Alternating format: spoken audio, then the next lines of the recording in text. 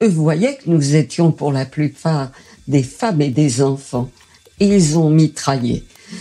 On s'est jetés dans l'herbe toutes les deux, les mains au-dessus de la tête. J'ai entendu crépiter les balles. Et lorsque les avions sont repartis, j'ai vu 2 hommes tués, baignant dans leur sang. Rachel Gédinac a 94 ans.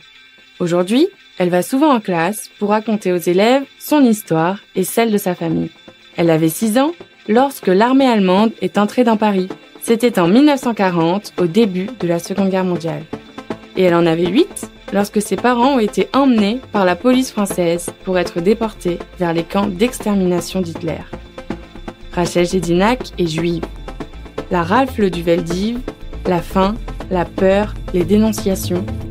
Elle raconte ici ce qu'elle a vécu avec sa sœur de 1940 à 1944 à Paris pendant l'occupation nazie.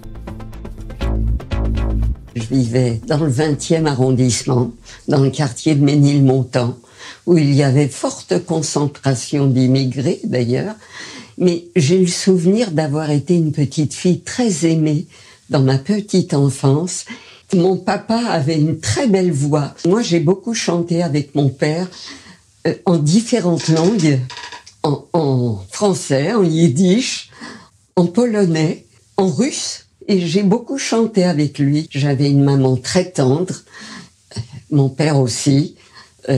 Donc, je suis sûre que c'est cela qui m'a aidée par la suite. J'avais une sœur qui avait 5 ans de plus que moi. Ma sœur m'avait appris à lire et à écrire. J'ai su déchiffrer des affiches sur les murs de Paris.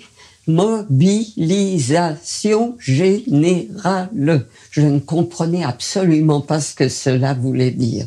C'était la guerre. Tous les enfants le sentaient, puisque nous avons subi des bombardements. Et il y avait, quand il y avait une alerte, une sirène qui se mettait vraiment à vibrer très fort, on allait se cacher dans des abris sous les immeubles ou aussi dans le métro, parfois si nous avions le temps.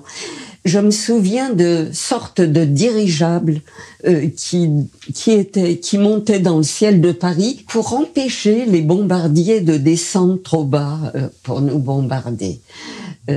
Je me souviens qu'on nous a fait essayer des masques à gaz. Et puis, ça a commencé on sentait une ambiance difficile.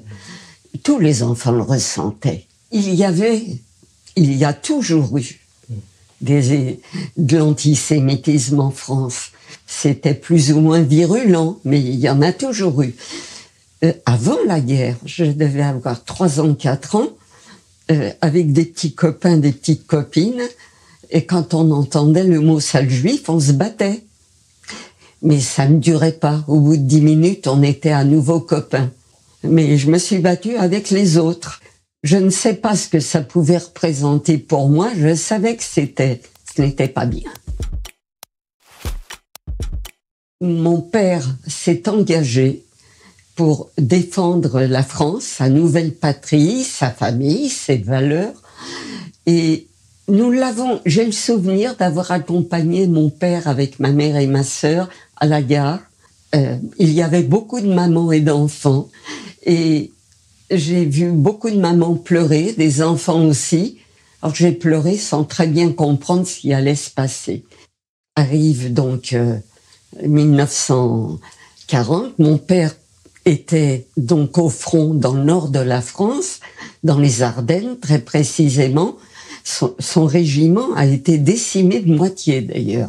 Lorsque les Allemands ont envahi par le nord de la France, sont passés par les Pays-Bas, la Belgique et le nord de la France, il y a eu l'exode. En fait, les Parisiens ont eu très peur, se souvenaient de la Première Guerre mondiale, qui était toute proche, et les Parisiens se sont mis à fuir. Mon oncle avait une camionnette ou un camion bleu, pas très grand, et nous sommes partis sur les routes, comme tous les Parisiens, ou presque.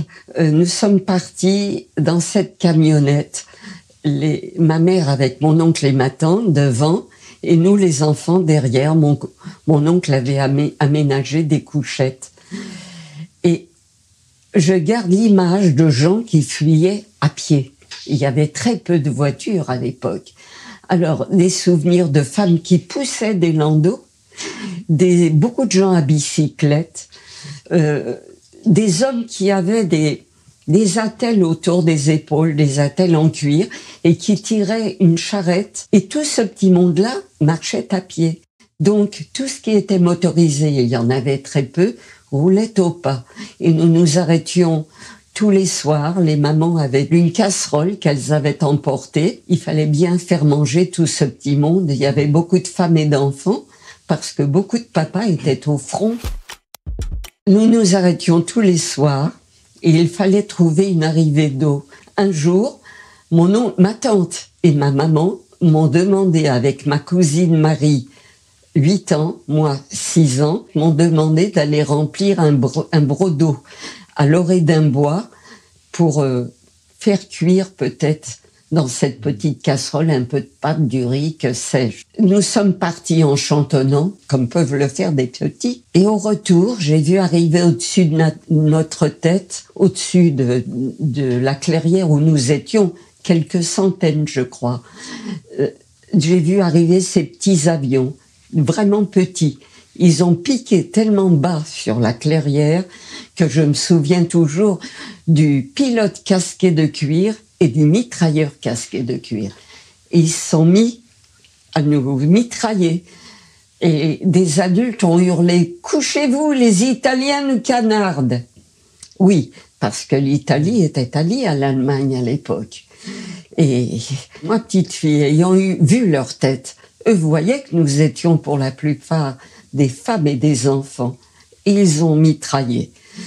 On s'est jetés dans l'herbe, toutes les deux, les mains au-dessus de la tête. J'ai entendu crépiter les balles et notre broc d'eau a été percé d'une balle. L'eau fuyait, un détail qu'un enfant n'oublie pas. Et lorsque les avions sont repartis, j'ai vu 2 hommes tués, baignant dans leur sang. Quand on a 6 ans, c'est très difficile. Nous sommes retournés auprès de nos parents qui étaient très inquiets. Et on a continué notre route jusqu'à près d'Angoulême.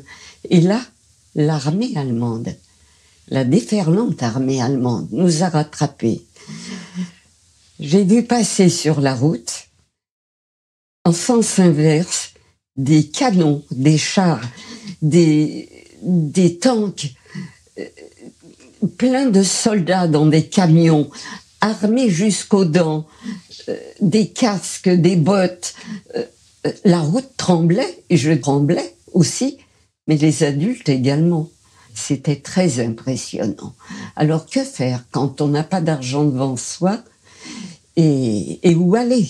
Ma maman espérait que mon père n'avait pas été tué pendant l'affrontement et nous sommes rentrés à Paris. Là, l'armée allemande était déjà installée.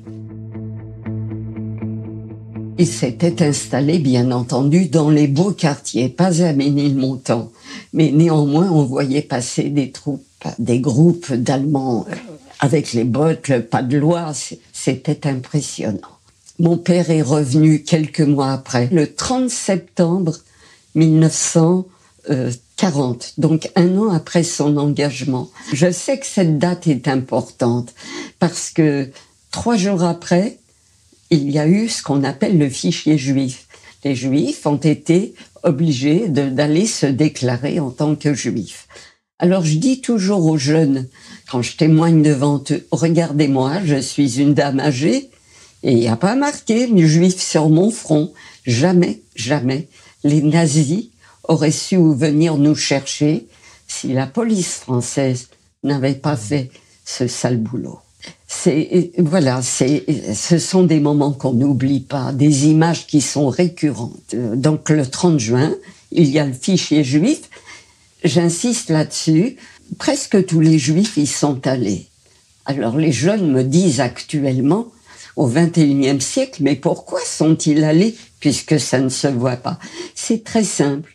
Beaucoup n'étaient pas encore français, espéraient le devenir. et de ce fait voulait rester dans la légalité dans le pays des droits de l'homme, qui ne les a d'ailleurs pas protégés, loin de là. Un jour, je reviens de l'école et ma mère dit « Viens près de moi, sors une étoile, découpe, tout autour il y avait du tissu jaune bien sûr, et me la colle sur ma robe comme ça. » Qu'est-ce que c'est? Ah, je veux pas porter ça. J'ai hurlé. Elle a dit, tu la porteras comme moi, comme ta sœur. On est obligé de le porter. Rachel, c'est une mini-série du podcast Ma vie d'ado. 7 épisodes inédits qui accompagnent le dossier consacré aux adolescents dans la guerre dans le numéro 1202 d'Okapi.